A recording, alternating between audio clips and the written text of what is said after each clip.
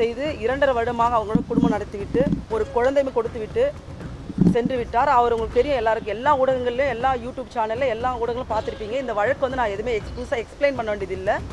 எல்லாருக்கும் தெரிஞ்ச வழக்கு.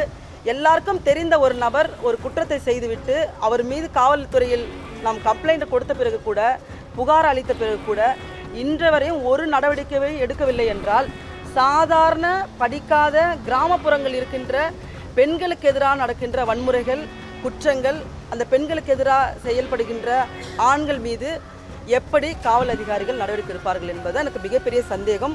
ஒருவர் ஏமாற்றுவார், ஒரு குழந்தையை கொடுப்பார், அவர் இந்த சமுதாயத்தில் எங்கே வேணாலும் சுற்றி கொண்டே இருப்பார். அவர் மீது எந்த ஒரு கம்ப்ளைண்ட்டோ எந்த ஒரு புகாரோ எடுக்கப்படாது, விசாரிக்கப்படாது என்றால் அது வந்து எனக்கு ஒரு பாராளுமன்ற உறுப்பினராகவும் ஒரு சென்னை உயர்நீதிமன்றத்தில் வழக்கு நடத்தி கொண்டிருக்கின்ற ஒரு வழக்கறிஞராக எனக்கு அதிர்ச்சியாக இருக்கின்றது.